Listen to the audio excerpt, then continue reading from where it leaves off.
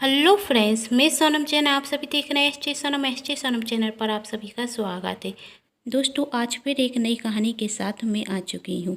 कहानी है भाई और पति की लड़ाई में पिसती हुई संजना। कहानी शुरू करने से पहले कर दीजिए चैनल को सब्सक्राइब, क्योंकि जब भी मेरे कराऊँ नई नई कहानियाँ तो आप सभी को पता चल सके। वीडियो को लाइक एंड शेयर करना बिल्कुल नहीं भूलिएगा। इससे मुझे मिलती है नई नई कहानियाँ लिखने के लिए प्रेरणा। तो चलिए कहानी शुरू करते हैं। निखिल की माँ निखिल के पापा से कहती, पड़ोस की जो बिमला बहन है ना, उन्होंने हमारी बेटी संजना के लिए एक बहुत अच्छा लड़का बताया है। लड़का दिल्ली में जॉब करता है, बहुत अच्छी सैलरी भी है। निखिल के पापा तो उनसे कह दो कि वह लड़के का बायोडेटा और फोटो भेज दे, देखने के बाद हम बात बढ़ाएंगे। तभी निखिल कहता, नहीं, यह शादी नहीं हो सकती। निखिल की माँ, आखिर क्यों नहीं हो सकती? संजना की उम्र शादी के लायक हो गई है और इस रिश्ते में मुझे तो कोई बुराई नहीं रखती, फिर शादी क्यों नहीं हो सकती? निखिल, वह सब बात नहीं है मम्मी, लेकिन दिल्ली कितनी दूर है और मैं अपनी बहन की शादी इतनी दूर किसी शहर में नहीं करने वाला कि हमें मिलने के लिए वर्षों तक इंतजार करना पड़े। एक ही तो बहन है मेरी, उसकी शादी अपने आसपास के किसी शहर में या इसी शहर में करूँगा कि जब मेरा मन हो तो मैं अपनी बहन से मिल तो सकूँ। निखिल की माँ, अच्छा, फिर एक अच्छा रिश्ता तू ही देख लेना अपनी प्यारी बहन के लिए। निखिल, हाँ देख लूँगा, कहकर ऑफिस चला जाता। निखिल के जाने के बाद निखिल की माँ कहती, कितना प्यार है इन दोनों भाई बहन में, इनके इस रिश्ते को किसी की नज़र ना लगे। निखिल जब ऑफिस जाता तो वह देखता कि उसका दोस्त विनीत कुछ परेशान दिख रहा है। निखिल विनीत से पूछता, क्या हुआ? विनीत, क्या बताऊं, मम्मी पापा तो पीछे ही पड़ गए हैं। शादी कर लो, शादी कर लो।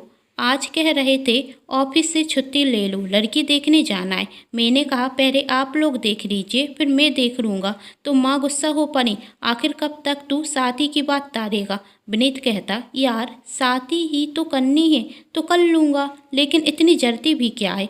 निखिल कहता, वैसे तुम्हारी मम्मी पापा सही कह रहे हैं, तुम्हारी शादी की उम्र तो हो गई है, तुम्हें शादी कर लेनी चाहिए। विनीत, अब तू मुझे परेशान करना बंद कर, कहकर वहाँ से चला जाता। विनीत के जाने के बाद निखिल सोचता, माँ भी तो कह रही थी संजना की शादी करनी है, और संजना के लिए विनीत से अच्छा लड़का कौन होगा? मैं तो विनीत को बरसों से जानता हूँ, उसमें तो कोई ऐसी बुरी आदत भी नहीं है और नौकरी भी अच्छी ही है और एक अच्छे परिवार का भी है, और हमारी तो समाज भी एक है, तो इस शादी में कोई परेशानी भी नहीं होगी। और सबसे बड़ी बात, मेरी बहन मेरे पास एक ही शहर में रहेगी और मैं उससे कभी भी मिल सकता हूँ। यही सोचकर निखिल अपने माता पिता से बात करने के बाद आज विनीत के घर जाता। विनीत निखिल को देखकर कहता, अचानक से घर पर आना कैसे हुआ? कोई ज़रूरी काम है क्या? निखिल, क्यों, बिना काम के अपने दोस्त के घर नहीं आ सकता? विनीत, ऐसी कोई बात नहीं। निखिल, मजाक कर रहा हूँ। हाँ, वैसे एक ज़रूरी बात करनी है। विनीत, हाँ तो बताना, लेकिन तुझसे नहीं, अंकल आंटी से करनी है। विनीत, मम्मी पापा से? तभी विनीत के मम्मी पापा आते और वही कहते, बोलो बेटा, क्या बात है? निखिल कहता, विनीत बता रहा था आपको विनीत की शादी की चिंता है और आप उसके लिए एक बहुत अच्छी लड़की देख रही हैं। मेरी नज़र में एक बहुत अच्छी लड़की है। विनीत की माँ, तो बताओ बेटा, कौन है? मेरी बहन संजना, निखिल ने कहा। विनीत के पिता, तुम्हारी बहन? निखिल, हाँ अंकल, मेरी बहन। मुझे तो मेरी बहन के लिए विनीत बहुत पसंद आया। यदि आप सभी को भी मेरी बहन पसंद हो तो हम इस रिश्ते को आगे बढ़ा सकते हैं। विनीत के माता पिता, हमें भी तुम्हारी बहन पसंद थे। तब निखिल विनीत से कहता, क्या तुम मेरे बहनोई बनने के लिए तैयार हो? विनीत, हाँ, मैं जवाब देकर चला जाता। दूसरे दिन विनीत का परिवार और संजना का परिवार एक दूसरे से मिलते और शादी की बात पक्की कर लेते। शादी 2 महीने बाद की थी, अब शादी का इंतजार हर किसी को था। विनीत और संजना एक दूसरे से मिलने का बहाना ढूंढते, फोन पर घंटों बात करते। इस तरह विनीत और संजना एक दूसरे को बहुत अच्छे से जानने लगे थे और एक दूसरे से प्यार भी करने लगे थे। समय निकलता गया और शादी का दिन आ गया। विनीत और संजना की शादी बहुत अच्छे से संपन्न हो जाती। निखिल इस शादी से बहुत खुश था। वही चाहता था कि उसकी बहन उससे दूर ना जाए। उसकी बहन उसके पास एक शहर में थी। संजना के ससुराल और उसके मायके में सिर्फ 2 घंटे का रास्ता था और संजना को अपने मायके जाने के लिए कोई रोक टोक भी नहीं थी। और साथ ही विनीत और निखिल की दोस्ती पहले से ज़्यादा गहरी होती जा रही थी। दोनों में जीजा सारे का रिश्ता तो था ही, लेकिन उससे ज़्यादा अच्छा रिश्ता उनकी दोस्ती का था। एक दिन विनीत निखिल से कहता, क्यों ना हम अपना अलग से व्यापार करें, फिर हमें कहीं नौकरी करने की भी ज़रूरत नहीं होगी। निखिल को भी विनीत का सुझाव अच्छा लगता और दोनों पार्टनरशिप में एक व्यापार स्टार्ट कर देते। लेकिन जब यह बात संजना को पता चलती तो उसे पसंद नहीं आती। उसे कहीं डर लग रहा था कि रिश्तेदारी व्यापार में बदलने से उनके आपसी संबंध खराब ना हो जाएं। और उसका डर सही साबित हुआ। एक दिन संजना जब अपने मायके गई थी तो वह अपनी माँ और भाभी से बातें कर रही थी। तभी उसे अपने भैया निखिल और अपने पति विनीत की ज़ोर ज़ोर से चिल्लाने की आवाज़ आ रही थी। निखिल विनीत से कह रहा था, तुम्हारी वजह से हमें व्यापार में इतना बड़ा घाटा हुआ। मैंने तुमसे मना किया था लेकिन तुमने मेरी कोई बात सुनी ही नहीं। विनीत, मेरी वजह से नहीं, गलती आपकी थी। आपकी वजह से हमें व्यापार में घाटा हुआ। दोनों में बहसबाजी बढ़ती जा रही थी। तभी संजना की भाभी और उसकी माँ भागती हुई निखिल के कमरे में पहुंचती, जहां निखिल और विनीत में लड़ाई हो रही थी। संजना विनीत से कहती, क्या हुआ विनीत, अपने भाई से ही पूछ लो। इनकी वजह से हमें व्यापार में घाटा हुआ है। भैया क्या हुआ? निखिल, क्या हुआ? तुम्हारे पति की वजह से हमें व्यापार में बहुत बड़ा घाटा हुआ है। तभी संजना की भाभी कहती, आप शांत हो जाइए, आराम से भी तो बात हो सकती है। निखिल, अब मैं शांत कैसे हो जाऊं? विनीत, आपको अपनी गलती तक दिखाई नहीं दे रही, कहकर वहां से जाने लगा। संजना विनीत के पीछे जाती है। विनीत गाड़ी में बैठता और संजना भी गाड़ी में बैठकर उसके साथ चली जाती। संजना विनीत से कुछ कहती तो विनीत कहता, संजना मुझसे कुछ भी मत पूछना, पहले से ही मेरा दिमाग खराब है। संजना जानती थी यदि अभी वह कुछ पूछेगी तो बात बढ़ेगी, इसलिए वह सोचती जब विनीत का गुस्सा शांत हो जाएगा तब मैं विनीत से बात करूंगी। संजना जब घर पर जाती तो उसकी भाभी का उसके पास फ़ोन आता है और वह पूछती, विनीत से कोई बात हुई? संजना, कहाँ भाभी, यह तो मुझसे बात तक नहीं कर रहे हैं। आपकी भैया से कोई बात हुई? संजना की भाभी, कहाँ, वह भी गुस्से में कमरे में बैठे हुए। संजना रोने लगती। भाभी, पगड़ी रो क्यों रही है? संजना, भाभी तो क्या करूं, एक तरफ मेरे भैया हैं और दूसरी तरफ मेरा पति, मैं किसका साथ दूं? इसी वजह से तो मैं नहीं चाहती थी कि विनीत और भैया कोई साथ में व्यापार करें। डर ये दोनों रहे हैं, पिस में रही हूँ। एक तरफ मेरा मायका है तो एक तरफ मेरा ससुराल। संजना की भाभी, इतना भी मत सोच, दोनों का गुस्सा शांत होने दे, फिर हम बात करते हैं। तुम परेशान मत हो, हम कोई ना कोई हल निकाल लेंगे, कहकर फ़ोन रख देती। संजना सोचती, भाभी जल्दी से कोई समाधान मिल जाए। रात को संजना निखिल से पूछती, आखिर क्या हुआ?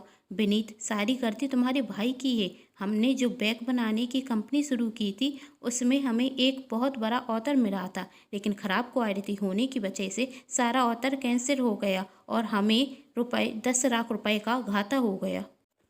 मैंने तुम्हारे भाई से कहा था कि वर्कर कैसे काम कर रहे हैं आप देखते रहना, लेकिन उन्होंने ढंग से नहीं देखा और उल्टा मुझ पर आरोप लगा रहे हैं कि मैं सस्ती क्वालिटी का सामान लेकर आया, इसलिए ऑर्डर कैंसिल हो गया। वहाँ निखिल अपनी पत्नी से कहता, विनीत की लालच की वजह से हमें 10 लाख रुपए का नुकसान हो गया।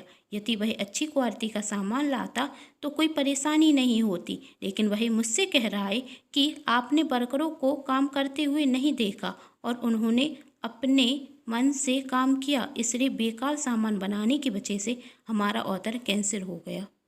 संजना की भाभी संजना के भैया निखिल से कहती, अब जो होना था सो हो गया, अब जाने भी दीजिए। विनीत हमारे जमाई हैं, आपकी बहन के पति हैं, कहीं इन बातों की वजह से संजना को कोई परेशानी ना हो। निखिल, यदि उसने मेरी बहन से कुछ भी कहा ना तो मैं उसे छोड़ूंगा नहीं और गलती उसकी ही है। वहाँ संजना कहती, अब जो होना था वही हो गया। विनीत, अब जाने भी दीजिए। विनीत, कैसे जाने दूँ? हाँ, तुम्हारे भाई हैं इसलिए तुम्हें बुरा लग रहा होगा, लेकिन सच यह है गलती तुम्हारे भाई की थी। लड़ाई तो मैं भी शांत करना चाहता हूँ, लेकिन तुम्हारे भाई अपनी गलती कहाँ मान रहे हैं। यदि तुम्हें कुछ कहना है तो अपने भाई से कहो, मुझसे मत। 2 दिन बाद संजना अपने भाई निखिल को फ़ोन लगाती। निखिल पूछता, कैसी हो संजना? संजना, भैया अच्छी हूँ, आप कैसे हो? ठीक हूँ। संजना कहती, भैया जो भी हुआ उसमें आप दोनों की गलती थी, इसलिए अब बात को जाने दीजिए। निखिल कहता, तो तुमने अपने पति की तरफदारी करने के लिए मुझे फ़ोन लगाया है? संजना, भैया आप क्या कह रहे हैं? तो क्या कहूँ, अब तुम्हारे लिए ज़्यादा प्रिय तो वही होगा ना। तुम तो अपने भाई को गलत समझोगी, लेकिन सच ये है कि गलती तुम्हारे पति की थी। अपने भाई के इतने तीखे जवाब सुनकर संजना को बहुत बुरा लगता और वह फ़ोन रख देती। उसकी आंखों में आंसू आ जाते। तभी विनीत आता और संजना अपने आंखों के आंसू ढुका लेती। विनीत किससे बात कर रही थी? अपने भाई से? क्या कह रहे थे? मेरी बुराई कर रहे होंगे। अपनी गलती तो वह मानने वाले हैं नहीं। संजना, क्या अब आप दोनों का झगड़ा खत्म नहीं हो सकता? रोते हुए कहती, आप दोनों झगड़ रहे हैं और बीच में मैं पिस रही हूँ। विनीत, मैंने कभी भी तुम्हें अपने मायके जाने के लिए नहीं रोका और तुम्हें अपने भाई से बात करने के लिए मना नहीं किया, इसलिए यह बात तो तुम मुझसे कहो ही मत। साफ साफ क्यों नहीं कहती कि तुम अपने भाई को ही सही समझ रही हो और मुझे गलत? संजना तो दोनों ही तरफ से फंस चुकी थी। वही अपने भाई को समझाती तो वही उल्टा उस पर ही आरोप लगाता।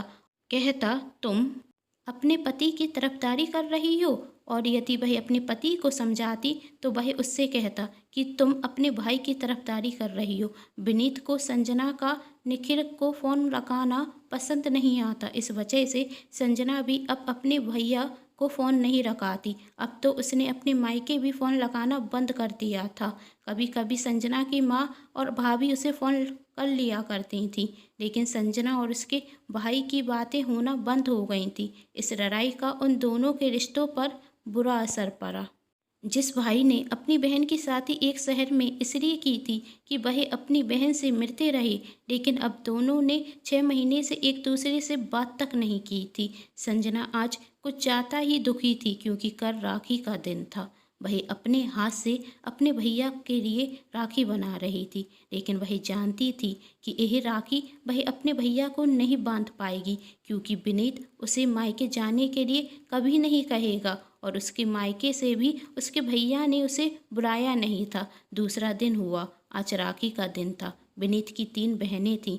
तीनों बहनें अपने ससुराल से अपने भैया को राखी बांधने के लिए आई थीं। विनीत की बहनें उसे राखी बांधने वाली थीं, तभी विनीत की माँ कहती, जाकर अपनी भाभी को भी बुला लो, तुम तीनों आज उसे भी तो राखी बांधोगी। विनीत की छोटी बहन अपनी भाभी को बुलाने जाती तो वही देखती कि संजना घर के नौकर को राखी दे रही है और कह रही है, ए राखी आप मेरे मायके पहुंचवा देना। नौकर राखी लेकर चला जाता है। संजना की आंखों में आंसू होते और वह शीशे में देखकर कहती, भैया राखी तो मैं आपको खुद बांधना चाहती थी, लेकिन परिस्थितियाँ ऐसी हैं कि मैं राखी पहुंचा रही हूँ और भगवान से प्रार्थना करती हूँ ऐसा कोई चमत्कार कर दो कि मैं अपने भाई को राखी खुद बांध सकूं। क्या मुझे अपने भैया को राखी बांधने का भी अधिकार नहीं? तभी संजना की छोटी ननद आकर कहती, भाभी नीचे चलिए, सभी आपको बुला रहे हैं। भैया के साथ आज हम आपको भी तो राखी बांधेंगे। संजना अपनी ननंद के साथ नीचे चली जाती। तीनों बहनें विनीत और संजना को राखी बांधती और जब विनीत अपनी बहनों को तोहफा देता तो छोटी वाली बहन कहती, मुझे आपके पैसे नहीं चाहिए, यदि आप मुझे तोहफा देना ही चाहते हैं तो मेरे मन का दीजिए। विनीत, बोलो क्या चाहिए तुम्हें? वही कहती, क्या सिर्फ हमें ही अपने भाई को राखी बांधने का अधिकार है? भाभी को अपने भैया को राखी बांधने का कोई अधिकार नहीं? आज भाभी की शादी के बाद पहली राखी है तो उन्हें मायके जाकर अपने भैया। विनीत, मैंने संजना को कभी भी मना नहीं किया मायके जाने के लिए। यदि उसे अपने भैया को राखी बांधनी है तो वह मायके जा सकती है। विनीत की बहन कहती, लेकिन आप भाभी को मायके लेकर भी नहीं गए। यदि आपको मुझे तोहफा देना है तो आप भाभी को इसी वक्त मायके लेकर जाइए, ताकि वह अपने भैया को राखी बांध सके। विनीत, मैं ड्राइवर से कह देता हूँ। संजना ड्राइवर के साथ चली जाएगी। विनीत की बहन, आखिर क्यों भैया, आप क्यों नहीं जा सकते? भाभी की खुशी के लिए आप इतना भी नहीं कर सकते? भाभी हम सबकी खुशी के लिए इतना कुछ करती हैं। आज उन्हें कितना बुरा लग रहा है कि वह अपने भैया को राखी नहीं बांध सकती। उनका दिल रो रहा है, लेकिन उन्होंने अपने हंसते हुए चेहरे के पीछे अपना दुख छुपा लिया है और हम सब को महसूस भी नहीं होने दे रही हैं। क्या आपको भाभी का दुख नहीं दिखता? विनीत संजना की तरफ देखता है और महसूस करता है संजना सच में आज बहुत दुखी है। वही संजना का हाथ पकड़ता है और उसे उसके मायके लेकर जाता है। विनीत संजना के घर के बाहर कार रोक देता है और कहता है, तुम अंदर जाओ और अपने भाई को राखी बांध देना, मैं शाम को तुम्हें लेने आ जाऊंगा। संजना, तुम अंदर नहीं आओगे? विनीत, प्लीज़ संजना, मुझे मजबूर मत करना अंदर आने के लिए, अब तुम जाओ। संजना अंदर जाती है। संजना को देखकर उसकी माँ और भाभी बहुत खुश होती हैं। तभी संजना अपनी भाभी से कहती है, भैया कहाँ हैं? उसकी भाभी कहती है, अपने कमरे में। संजना अपने भैया के कमरे में जाती तो देखती है उसके भैया एक हाथ से वही राखी बांधने की कोशिश कर रहे हैं जो संजना ने अपने घर के नौकर के हाथ से पहुंचाई थी। तभी संजना जाती है और अपने भैया को राखी बांध देती है। उसका भाई अपनी बहन को देखकर बहुत खुश होता और कहता, आखिर तुम्हें अपने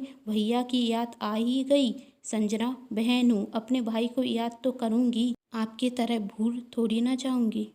निखिल, क्या कहा तुमने? मैं और तुम्हें भूल जाऊंगा? जिस दिन मैं तुम्हें भूल गया उस दिन अपने आप को भूल जाऊंगा। संजना, यदि इतना ही प्यार था मुझसे तो 6 महीने में मुझसे बात क्यों नहीं की?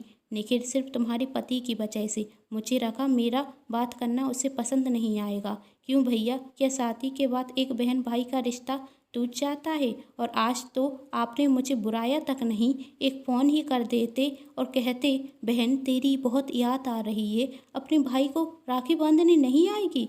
निखिल, चाहता तो मैं भी था तुझे फ़ोन करना, तेरे पास आकर राखी बंधवाना, लेकिन हिम्मत नहीं कर पाया। संजना, आज राखी का दिन है, आपसे एक तोहफा चाहती हूँ, दोगे? निखिल, बोल। मेरी बहन, तुझे मुझसे क्या चाहिए? तेरे लिए तो दुनिया की सारी खुशियाँ ला दूंगा। संजना, मेरी खुशियाँ तो मेरा परिवार है भैया, मेरा ससुराल, मेरा मायका, मेरी दुनिया है। मैं दोनों में से किसी एक को नहीं चुन सकती। आपकी और विनीत की लड़ाई क्या हुई? मैं तो दोनों ही तरफ से फंस गई। अपने भैया को भूल नहीं सकती और अपने पति को छोड़ नहीं सकती। आप दोनों के बीच जो भी करवाह थे उसे मिटा दीजिए। एक कदम विनीत ने बढ़ाया है, दूसरा कदम आप बढ़ा दीजिए। विनीत मुझे यहाँ तक लेकर तो आ गए हैं, लेकिन घर के अंदर नहीं आए। कह रहे थे शाम को लेने आएंगे, लेकिन आज शाम जब वह मुझे लेने आए तो आप दोनों के बीच में जो दूरियां हैं आज उन्हें मिटा दीजिए और एक दूसरे से दोस्ती का हाथ बढ़ा दीजिए। देना ही है कोई तोहफा अपनी बहन को तो राखी के दिन आज यही दे दीजिए। अब संजना को शाम होने का इंतजार था। क्या जो तोहफा उसने अपने भाई से मांगा था वह उसे देंगे? शाम होते ही विनीत संजना को लेने के लिए उसके मायके जाता। घर के बाहर खड़ा होकर वह संजना को फ़ोन करता है कि तुम बाहर आ जाओ, मैं आ गया हूँ। तभी निखिल बाहर जाता और कहता, हमारे घर का रिवाज नहीं है बेटियों को इस तरह बिता करने का। जमाई हो, घर के अंदर आओ। हम जमाइयों को घर की दहलीज से नहीं लौटाते, घर के अंदर आ जाइए। विनीत कहता, मुझे जल्दी जाना है, मुझे ज़रूरी काम है, मैं अंदर नहीं आ पाऊँगा। तभी निखिल कहता है, अभी मैं जमाई की तरह इज्जत दे रहा हूँ, यदि दोस्त की तरह अंदर खींच कर गया ना तो तुम्हारी पत्नी के सामने कोई इज्जत नहीं बचेगी। अंदर चलो विनीत। विनीत, याद है कि हमारा कभी दोस्ती का रिश्ता भी था? निखिल, अच्छे से याद है, लेकिन तुम ही भूल गए हो। इस घर के जमाई क्या बने, तुम्हें तो घमंड आ गया। तभी विनीत की नज़र संजना पर पड़ती और वह संजना की आंखों में देखता तो उसे ऐसा लगता जैसे संजना कह रही हो, विनीत बहुत हो गया, अब मुझसे बर्दाश्त नहीं होता। भैया दोस्ती का हाथ बढ़ा रहे हैं तो तुम उनसे दोस्ती कर लो और मुझे तुम दोनों की लड़ाई से छुटकारा दो। और संजना की खुशी के लिए विनीत कहता, जमाई हूँ इसलिए अधिकार है मुझे घमंड करने का। चेहरे पर मुस्कान लिए घर के अंदर आ जाता। दोनों के बीच की करवाहट मिटने लगी थी। संजना खुश थी, आखिरकार उसके पति और उसके भाई में सराह तो हुई। दोस्तों, मेरी तरफ से आप सभी को राखी का त्यौहार बहुत बहुत मुबारक हो। यदि आप सभी को ये कहानी पसंद आई हो तो मेरे चैनल को सब्सक्राइब जरूर कर लीजिएगा, क्योंकि मैं लाती रहती हूँ ऐसी नई नई कहानियाँ। और वीडियो को लाइक एंड शेयर ज़रूर कीजिएगा। Thanks for watching.